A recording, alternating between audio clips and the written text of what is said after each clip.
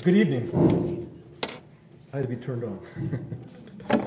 I want to thank everybody for attending tonight, and thank you, Deborah, for co-hosting tonight's event with the Water Authority. And I'd like to thank Hewlett Packard for their facilities and the use of their facilities. Beautiful facilities for such an event. This is the second Water Talks Forum that the Water Authority has hosted.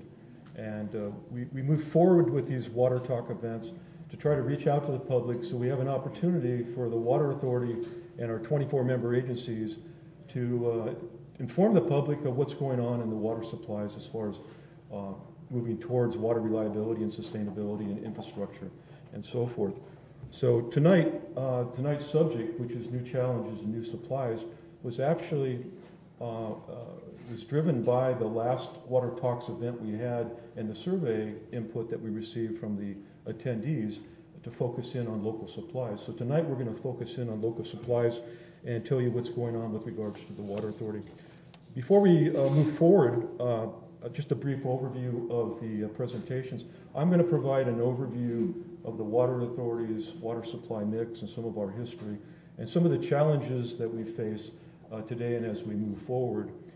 I will be followed by Toby Roy. She's one of our water resource managers for the Water Authority. And Toby's going to provide an overview with regards to the city's the region's local water supply mix and what our retail agencies are planning and some of their local water supply development programs, which will be very interesting. Toby will be followed by Kathy Perroni, Principal Water Resource Specialist with the City of San Diego. And she's going to talk about the city's water purification program that's moving forward. And she'll give you an update on where they see that the city is going with regards to possibly using recycled water for potable use. After that, we will then move forward with Bob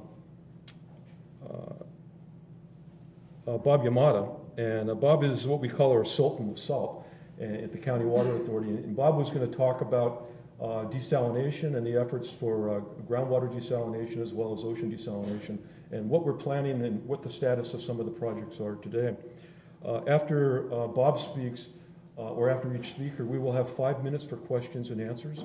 And if you would like to ask a question, you can raise your hand and you can, we'll be able to ask a question over the microphone. Or if you want to write down a question, you can submit it to our staff, and then you can. We got staff members here to hand out. We can then ask the questions at that point. And there'll be an opportunity at the end to continue our dialogue with discussions. But our goal today is to communicate with you with regards to the issues on this topic, but to get feedback and to try to answer your questions, and so we all have a better understanding of where we're going. With that, let's move on to talking about the sources of San Diego County's water supply for 2011. And I think it's important to realize that San Diego is at the end of a pipeline that is the world's largest infrastructure water transmission system. Now that's kind of a big statement considering there's a lot of water systems in the world, but where we get our water comes from hundreds and hundreds of miles away. 50% of our water comes from the Colorado River, and we'll get into the breakdown of where that water comes from in a minute. So we are heavily reliant on importation of Colorado River water. In 2011, we rely on 70% of our water supply is from imported water sources. The State Water Project, which is the Bay Delta area, in 2011, we're going to rely on 20% of our water supply from Northern California. And we'll talk a little bit about the regulatory restrictions that are going on there. That is a new challenge to us as we move forward. Typically, we get about 30% from Northern California. But this year we're looking at 20% because of our water mix and the abundance of water from other sources. So that number moves up and down. So this is just a snapshot in 2011. And then we have local supplies, and that includes conservation, that provides about 30% of our makeup this year. And I mentioned conservation because that is a very important part of our overall water supply portfolio program, is to conserve water. And we look at that as a water source by conserving water.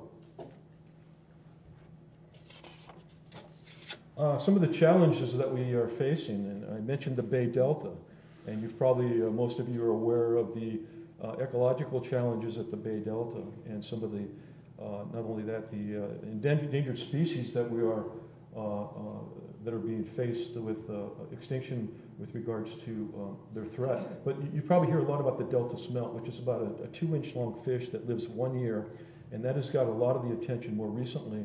And as a result of the Delta Smelt population, and as a result of the drought and the reduced flow going through the Delta the last few years, except this year, in 2008 there were restrictions by the courts placed on when you can pump water out of the Delta to Southern California and out to the south. And those restrictions were based on water flows and time of year. So for a majority of the months over the last several years, especially during the drought, there's been restricted flow discharges from the Bay Delta that has had a very big impact. And part of our water shortages over the last several years as a result of the drought were caused by this sort of judiciary action to stop the water flowing to Southern California, in addition to very low rainflow and snowpacks in Northern California as well as the Western Rockies. So this is an issue that's with us today. This last year we've had an abundance of water. The reservoirs were full. The flow is much higher through the Bay Delta. So the restrictions have been less this year than in previous years. But we got to realize that 3 years out of 10 is when we have an abnormal rainfall within California, within San Diego. So it's really about collecting water in those 7 years so we have enough, those 3 years so that we have enough to sustain us through those 7 years. So this is an issue that's a hot topic, and there are issues to address the Bay Delta fix with regards to a possible tunnel or the canal going around, but it's a very controversial issue. With a price tag, by the way, of estimated between $10 and $20 billion with a fix up there. So it's a very expensive proposition to fix. The next challenge we've had over the last several years is just the drought. The Western Rockies, as well as Northern California, was in an abnormal dry spell. This picture is Lake Mead, and you can see from the bathtub ring around Lake Mead, which is 10 stories high, you can see how low Lake Mead was recently. Now this has come up a little bit because of the rain over the last year, but we were really relying on our storage capacity in the Lake Mead, Lake Powell area to sustain us through this drought, as well as through conservation. And we'll get into in a minute. We really have very little storage in San Diego with regards to water storage to sustain us through long periods of time. The other issue with regards to the challenges, going back to the drought, is just that the scientists predict with climate changes that we're going to see more dry spells, maybe more rain, but less snowpacks. And we rely on the snowpacks to kind of be as reservoirs up in the Rockies and the Sierras.